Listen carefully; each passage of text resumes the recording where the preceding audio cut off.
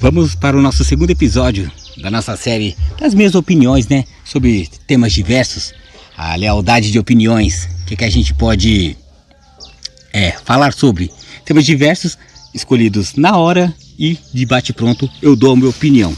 Então vamos lá, vamos continuar o sorteio, falar dos temas e de bate-pronto a gente já fala o que eu acho. Então vamos lá, o primeiro tema do segundo vídeo, né? O que poderá falar? Falar sobre 1994, a minha Copa do Mundo preferida, Copa do Mundo dos Estados Unidos. Me marcou porque foi a Copa do Mundo que eu mais vivenciei. Foi a Copa do Mundo, acho que eu mais eu pintei poste, pintei guias de rua. Foi as que eu mais comemorei os gols do Brasil. Hoje, não falo que hoje eu torço contra o Brasil, mas hoje simplesmente eu torço mais ou somente para o Palmeiras. Não torço muito para o Brasil. Fiquei triste com o 7-1 que teve na Copa do Mundo de 14, a Copa foi no Brasil, mas não me causa essa aflição, uma tristeza quando ganha, uma alegria quando uma tristeza quando perde, uma alegria quando ganha. Mas me marcou muito a Copa de 94. Eu tinha de 9 para 10 anos, mas que foi? Me marcou porque, como eu tinha citado, torci jogo a jogo. Também eu pintava guias, pintava poste na frente de casa e basicamente vivi cada jogo, até toda a campanha do Brasil.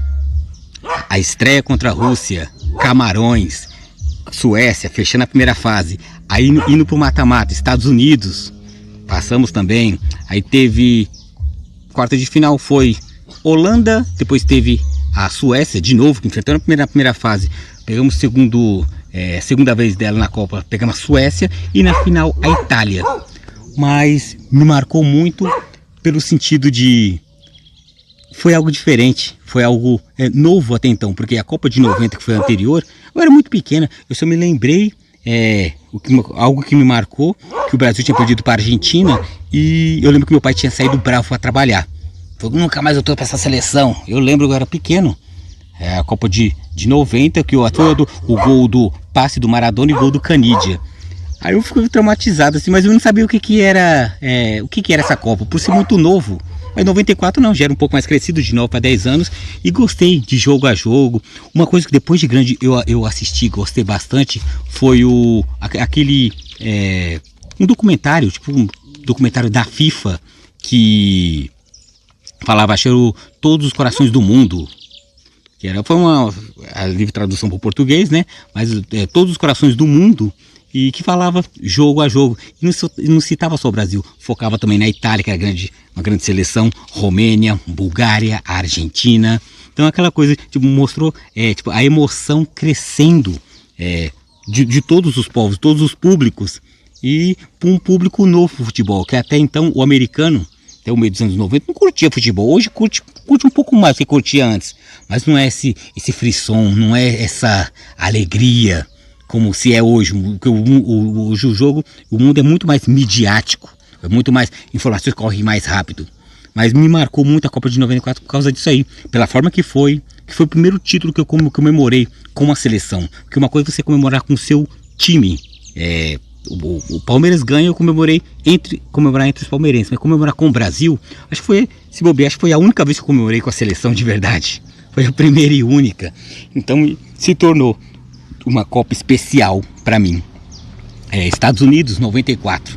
Eu lembro até do cachorrinho que era o mascote, o Striker também. Então pesquisa, entra na internet, pesquisa se você não viveu, pela força da idade, pela força do tempo, se você não viveu a Copa de 94, veja Todos os Corações do Mundo. Uma dica minha, esse documentário da FIFA é muito bom sobre a Copa de 94. Então para mim foi a melhor Copa do Mundo. Acompanhei todos os jogos, gritei gol em todos os jogos. Foi bem legal, diferente. Então, e tudo que é diferente chama atenção, né? E me marcou bastante. Vamos pro segundo tema? Segundo tema de hoje, já falamos do Copa de 94, a minha Copa do Mundo preferida. Agora o tema será qual? Segunda Guerra Mundial, né? Um tema que eu gosto, história, eu sou apaixonado por história. Mas por que a Itália e o Japão não tiveram a mesma culpa que a Alemanha teve? E isso é bom saber, porque a Itália, Japão e a Alemanha fizeram parte do eixo, que o pessoal do Ocidente chamava de o eixo do mal. Porque quando eles perdem, geralmente todo mundo que perde não presta. Então eles foram os derrotados, então eles foram os demonizados. Por que eles levaram a mesma coisa? Se for pegar em livros de história, até no julgamento de Nuremberg, muitos foram condenados, japoneses, italianos e alemães, mas ninguém chegou perto da culpa que o alemão teve. Muito por causa do Holocausto, né? A matança desenfreada contra os judeus, basicamente os judeus, mas tinha muita minoria também. Tinha eslavos, tinha ciganos, tinha homossexuais, testemunhas de Jeová. Então, por motivo torpe, porque você querer ter a plenitude da raça ariana, você mata as minorias. Porque até hoje isso é uma imbecilidade, não me entra na cabeça. Porque somos diferentes, eu não gosto de você, vou matar você. Não, isso não existe, isso é muito pobre, isso é muito porco de se achar. Porque, se for ver, todos nós somos iguais, temos nossas diferenças, mas é nas diferenças que vêm nossas semelhanças. Não querer separar para poder separar mais ainda. Então, mas por que a Itália não teve a mesma culpa? Itália e Japão não tiveram a mesma culpa que a Alemanha, porque muito por isso aí teve o tribunal de Nuremberg e eles culparam somente os alemães. Mas por que não Itália e não Japão? Porque teve muito acordo político. Então, focando um pouco na Itália, Benito Mussolini cai primeiro do que Hitler. Ele foi pego ele estava tentando escapar para a Alemanha ou para a Suíça. O pessoal da resistência italiana, que eram os comunistas, né? Estavam a favor da União Soviética, que fazia parte dos aliados. Capturam Benito Mussolini, o fascista italiano, e no caso matam ele. Foi agredido, apedrejado em praça pública, e penduraram ele morto, ele e a amante dele, mais alguns cupinchas dele, pendurado de ponta cabeça. Você vê morte de Mussolini, coloca na internet sobre isso aí, você vai ver as cenas fortes. Não recomendo, se você tiver estômago fraco ou psicológico fraco, você vê essas cenas, é muito forte. A guerra é muito forte, é muito nojenta, muito cruel. Mas por quê? Os italianos da resistência italiana, os chamados partigiani, que seria os separatistas, que tem os partisans, os partigiani, seriam os partisans italianos, que era a resistência comunista. Aí quando acaba, já prevendo isso aí, quando caiu Mussolini, os Estados Unidos, juntamente com a Grã-Bretanha, pensou, a gente tem que mudar a história, poder falar que foi os alemães e italianos que estavam lutando nos Alpes italianos, eles se renderam. Não pode falar que foi os comunistas que foram lá e capturaram ele. Então, mais fácil falar que se rendeu. Então, para quê? Porque quando acabar toda a guerra, eles poderem colocar um governo em prol dos Estados Unidos, que já estavam meio que achando que já ia acontecer a Guerra Fria, que achava que Estados Unidos e União Soviética, que hoje é a Rússia, iam querer duelar também, como até aconteceu dos anos 50 até varando quase o final dos anos 80, até a queda do muro de Berlim. Então, foi intriguinha política. Eu falei do lado italiano, o lado japonês, porque também não levou culpa. Mesmos motivos também, porque eles não querer que forças comunistas dominassem o Japão. E você dominando o Japão, você domina a Ásia inteira, porque é um país influente. Então sempre você domina todo o leste asiático, todas as ilhas do Pacífico. Então foi melhor meio que apaziguar, você perdoar o imperador Hirohito, que no caso ele também ele era muito sanguinário também, nacionalista fervoroso. E então foi melhor você apaziguar os ânimos, colocar como governos fantoches, e no caso em prol dos Estados Unidos, porque senão os comunistas iam assumir o poder. Então foi pensado isso no Japão e foi pensado na Itália. Então foi muito mais fácil você demonizar, porque alguém tem que ser demonizado. Foi só a Alemanha, e você perdoa os italianos e os japoneses. Basicamente foi isso. Então vamos lá para o terceiro tema. Tema complexo, né? Falando de Segunda Guerra é meio fácil, a gente tem que ir se aprofundar. Se a gente não conhece, fica meio estranho. Mas é legal, um tema, se você se estudar, muito bom. Agora eu vou falar de um tema e é sobre o São Paulo. São Paulo Futebol Clube. Então vamos lá, gente, vamos citar sobre o São Paulo Futebol Clube, que vamos falar um pouco de hoje. Falar da história do São Paulo, todo mundo, praticamente, principalmente o São Paulo, todo mundo conhece. História gloriosa, né? Campeão mundial, bicampeão do Intercontinental. Tem Libertadores também, a rodo igual o Palmeiras. Mas hoje passa um momento de turbulência. Mas o que gerou esse momento de turbulência atual? Parte disso foi a arrogância da torcida e dos seus dirigentes e de má gestões também. De achar que o São Paulo nunca ia ser ultrapassado pelos outros. No começo dos anos 2000, lá pela metade, quando o São Paulo foi tricampeão brasileiro, rolou o estigma do São Paulo, falar que é o soberano. Foi campeão do mundo, depois foi tricampeão brasileiro. Nós somos os soberanos, nada é melhor que o São Paulo. Só que nessa vida nada é certeza, nada é eterno, tudo se muda. E você achar que o São Paulo não ia mudar, você achar o São Paulo não ia entrar em decadência, porque é tudo questão de níveis, né? Você está por cima, você está por baixo, e há um bom tempo o São Paulo já está por baixo. Desde 2000, pode-se dizer, 2009, 2010 para cá, teve conquista do Paulista, agora recentemente contra o Palmeiras, teve a Sul-Americana no jogo que não acabou, contra o Tigre da Argentina, né? Mas o que o São Paulo virou hoje? Meio que um clube do Bolinha, um clube da Luluzinha, que poucas pessoas controlam o time. Isso se reflete dentro de campo. Muitos agora ficam fritando até o Rogério Ceni, um dos maiores ídolos, se não o maior ídolo do São Paulo. Não adianta você colocar o técnico que for.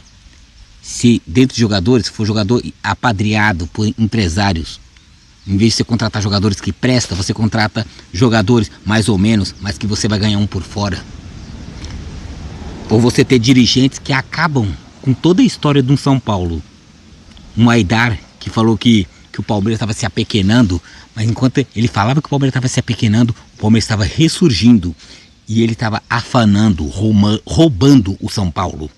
Isso é gravíssimo, né? Um grande time igual o São Paulo entrando à míngua. Por quê? Por causa de má gestão, por causa de ladruagem, por não respeitar a torcida, não respeitar a instituição São Paulo Futebol Clube. Então acho que hoje o São Paulo é um arremedo, na minha opinião, do que já foi antes. E parte da torcida ainda hoje não perdeu a arrogância que já teve. Tem São Paulos que são realistas, que sabem a posição que hoje o São Paulo se encontra, mas muitos acham que o São Paulo ainda é o soberano.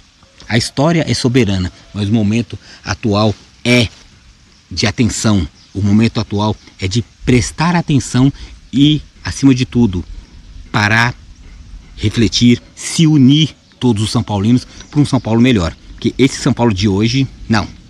Então, e o problema não é só do Rogério, não é só jogadores, é institucional. O câncer do São Paulo é institucional, é dos dirigentes, é do conselho vendido. Então, e Júlio Casares não vai salvar São Paulo. Ele foi apadrinhado por Leco, por Aidar, por toda esses fascínoras da história do São Paulo. Então, não se iluda, São Paulino, abra o olho. São Paulo hoje não é mais soberano. A história é grandiosa, hoje não. É um time que quer voltar aos holofotes. Vamos pro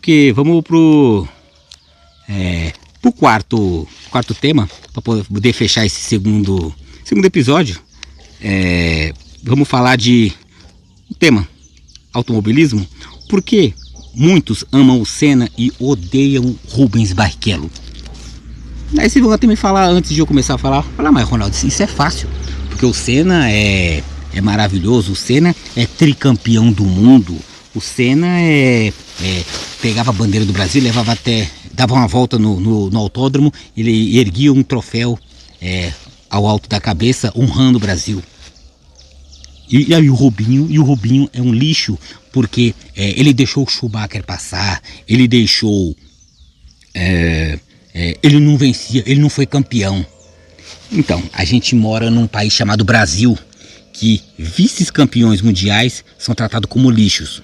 Se você não for o primeiro colocado, ninguém vai lembrar do seu trabalho, Ninguém vai lembrar das coisas que você passou. Simplesmente vai chegar em você e acaba com você. Te humilha, faz piadinha. Então eu acho muito injusto, porque amam o Senna. Só amar o Senna tá ótimo, que ele merece esse reconhecimento, que ele foi um puta de um piloto. Mas você odiar o Barrichello, porque ele não foi um Senna. Basicamente o ódio é esse. O Senna morreu, eu quero um novo Senna. Um só não me basta. Não, você odiar um Barrichello. Não, isso que me machuca. Você gostar do Senna porque você gosta dele, porque ele é um grande piloto. E é justo você gostar, um cara que te fez feliz. Tipo assim, você fez gritar Brasil. Então, o cara foi tricampeão do mundo, assim como o Nelson Piquet. Mas você depreciar um Barrichello porque ele não foi campeão.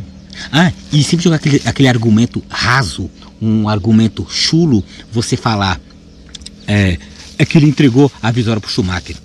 Ponto. Esse é o ponto que eu quero chegar. Por que você é o funcionário de uma grande empresa, no caso ele era funcionário da Ferrari, o seu chefe fala, você é o piloto 2, o piloto número 1 é o Schumacher, o Michael tá chegando, abre para ele passar, você não vai obedecer? Não, você tem que obedecer sim. No seu serviço, se o seu chefe mandar você fazer, você faz isso. Mas por que você, e quando é você fica quietinho? Por que você torce contra um cara que fez isso aí? Se eu fosse ele, faria a mesma coisa. Eu tô ganhando dinheiro pra caramba. Tenho casa em Mônaco, em Londres, tenho uma vida muito boa. Com esposa, com filhos.